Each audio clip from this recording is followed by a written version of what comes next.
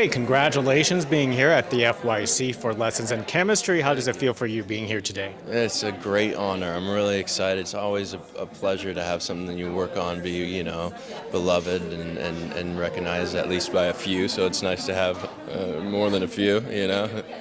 I was going to say more than a few people actually really enjoyed this series. But we want to hear it from you. Is what do you think is the secret to success for Lessons in Chemistry? I think there is a number of variables that I think contributed to Lessons in Chemistry's success. I think that it's I've said this many times, but I think that it is a great challenge to try and adapt a novel, that so many people love, and I know that you and I have probably read novels, and you share this love with others who have read it as well, but you both have memories of different things because you're creating this world that is just personal to you or personal to me, and so when you finish the book, it's almost like there's this grieving process, right? And you want it to continue on somehow. And so it is a great excitement when something gets turned into a television series or a movie. But there is also this fear that it's going to be dissonant to whatever you imagined. And so I'm really happy that this was received well and that it seemed to kind of like, for the most part, live in the same realm that everyone had kind of imagined. I think that's a testament to Lee Eisenberg, the showrunner, and Brie. It's just like inhabiting that role so seamlessly. And I don't think anyone else could have played Elizabeth Zott as elegantly and as with as much depth as Brie did. I'm actually astonished how you actually played Calvin himself, because I've spoken to you a few times, and I could never imagine you to be so. Not an insult, so intelligent and so with the words of all this chemistry stuff. Tell us getting in that role. Believe me, that was the big fear there.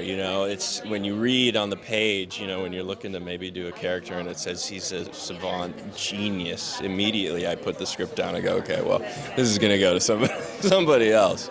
And then, I remember there are ways to kind of to put on that skin or the air of somebody with that level of intelligence and intellect, and so I really kind of focused on, there is a lot of chemistry jargon which didn't come easy to me, but we had a lot of great chemists on set, real brilliant chemists like the real life Elizabeth and the real life Calvin, and so I would have them read my lines for me and I would record them, and that way I could kind of mimic their.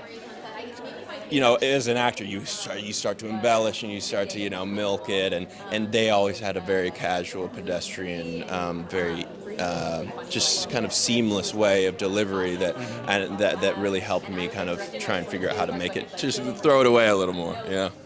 Well said. And one last thing, and you've been asked a million times prior about this series. Tell us about developing the chemistry with Brie.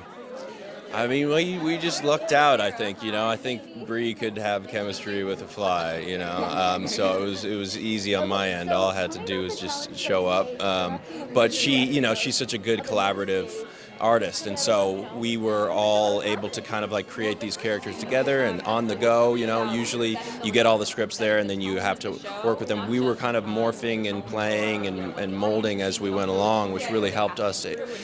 Brie and I could both put parts of ourselves into these characters, which I think grounds them, and we were able to spend a lot of time together. And we were, Brie loves playing games on set. She brings games and is very like community oriented artist, and so that really helped feel like there was a familial kind of energy on set, which immediately bleeds into the frame, Well, you've done wonderful on this series, so hey, thank you very much for speaking with us. Thank you, I appreciate it. Thanks. All right.